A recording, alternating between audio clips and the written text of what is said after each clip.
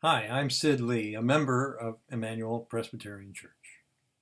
Thanks for joining me for this midweek meditation. Whether you're watching this midweek or mid-month or in the middle of the night, welcome. A meditation for Wednesday, November 4th, 2020. Now, I've recorded this before election night, so you can consider this kind of a blast from the past, kind of a backwards Back to the Future. I just hope this doesn't end up like episode 2 of that series. Based on all the news and political prognostication I've absorbed, I'm imagining that as you watch this, the country is in the throes of enormous cataclysm. So in one sense, as I'm sitting here, I'm wondering what would possibly motivate you to watch this.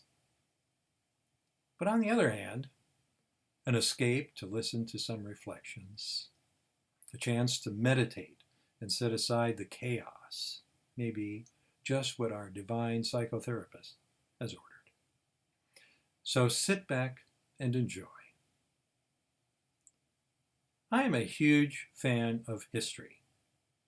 And if you've talked to me for any length of time about my growing up years, you've probably heard me say that I've long considered 1968 as a year when an incredible cascade of almost unbelievable happenings marched through the year like clockwork. Each month, almost every week, providing something even more bizarre and disturbing than the week before. For all of these years, I thought no year could ever top 1968. Clearly, I was wrong. This year has been absolutely crazy. We started the year with the impeachment process winding down to its inexorable, inconclusive conclusion. Before the smoke cleared from that, the pandemic was rising and the economy came crashing down. Then the protest over George Floyd's killing at the hands of police preceded and followed almost every week with another episode of police brutality, fueling activism and protests from coast to coast. As a side note, we can hope that the wide swath of Americans who took to the streets will incline that arc more quickly towards justice. But the jury is still out on that one. Then, on top of everything else, the fires kicked in. And suddenly, we're all living in the midst of an environmental disaster where the very air we breathed was toxic. And we didn't see the sun, the sky, the moon, or stars for day after day and night after night. I don't know about you, but after everything else, that smoke really got to me. It seemed it would never end. For us, Lauren and I, our hiking, biking, and running routine that had already been derailed from the pandemic came to an absolute lockdown. We had just been starting to develop a sort of rhythm for dealing with the pandemic, and then the smoke just obliterated any possibility of outdoor activity. I was really bummed.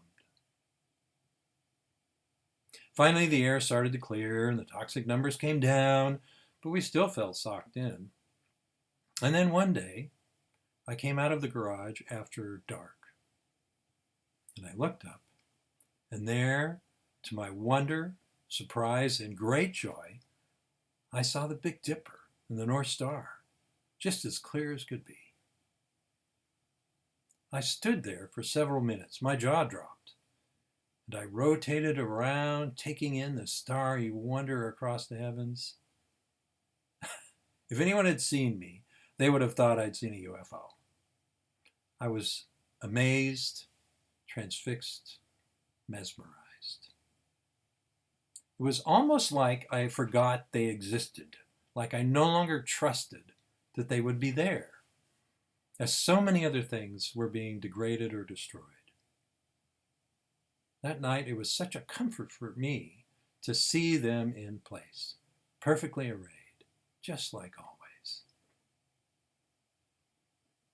I stopped for several minutes and just gazed into the clear sky, relishing the feeling of one little thing that was still normal. I felt that I needed the Big Dipper. For me, seeing the North Star in its glorious, bright wholeness was so important right then, at that moment. I just stood there, absorbing the wonder and beauty of the sky and the stars for quite some time. One of the things I recall that as a kid, I didn't see or understand constellations for a long time. Seemed like a long time as a kid anyway. I saw in the books we had those lines like connect the dots, for different shapes and meanings. But as a child, when I went outside and looked in the sky, there were no lines. All I saw was a confusing array of stars, some bright, some dim, some clustered, complex array of pinpoints that bore no relation to the books. Thinking back, it seemed for years people would look up and say, "Oh, there's the Big Dipper." And at first I would say, "Where?" And they'd point and say, "There, don't you see it? Look, right there."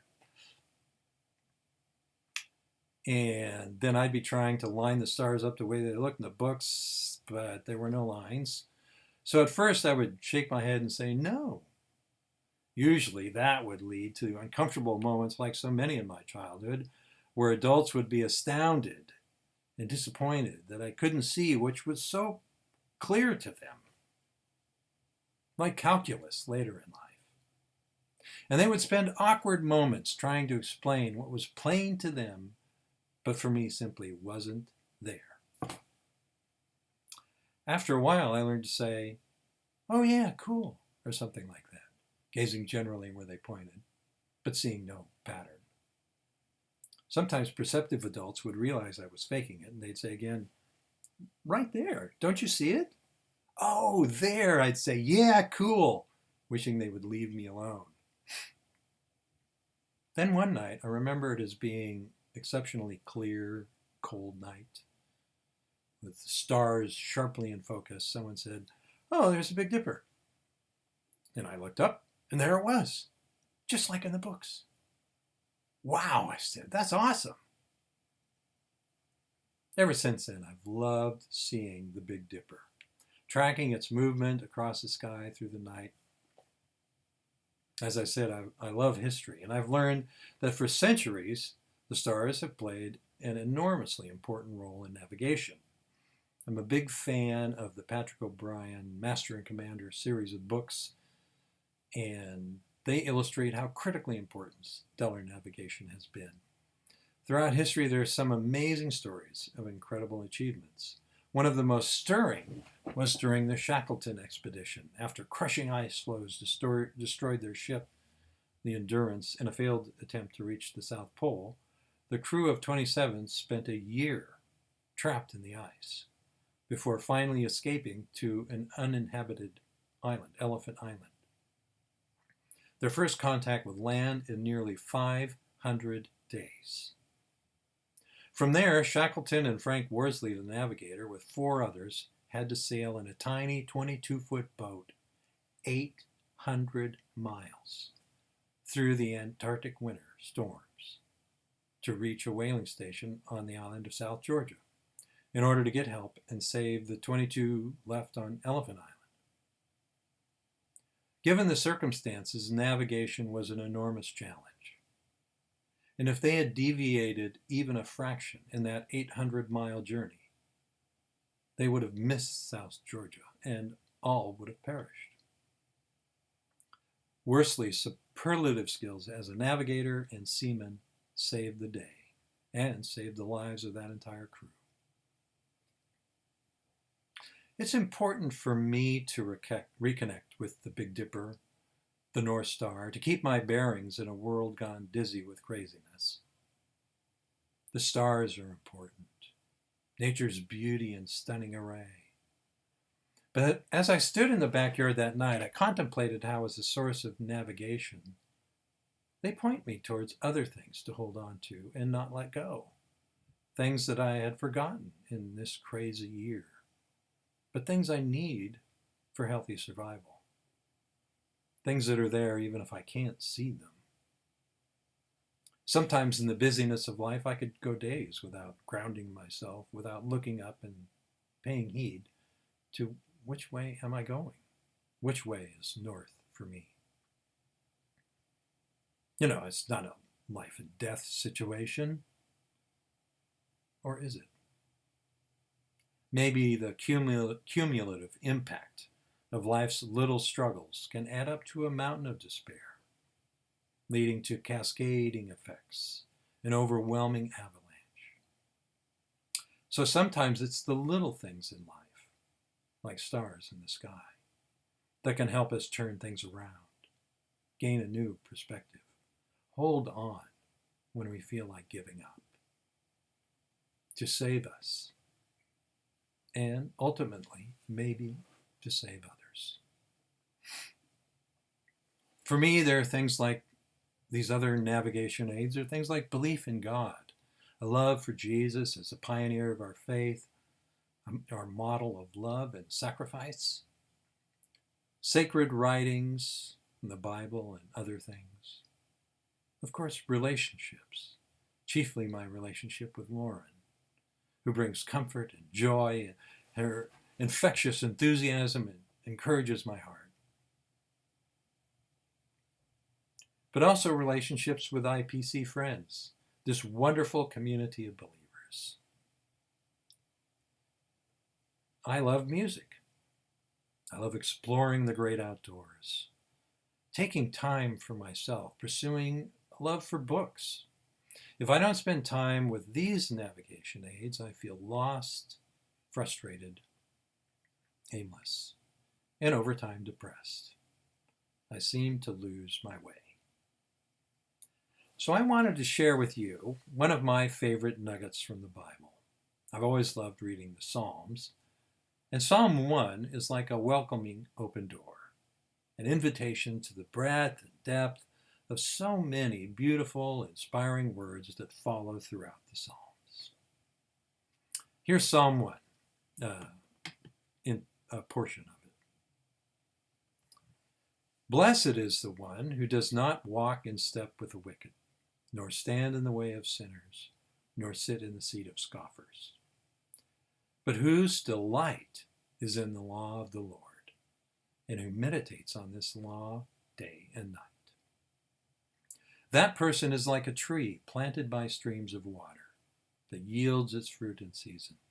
Its leaf does not wither. Whatever they do prospers. I love that word picture of a tree along a river never lacking for water.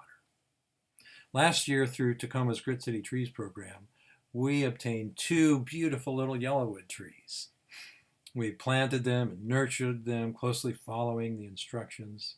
It took a lot of work to make sure the tree had sufficient water.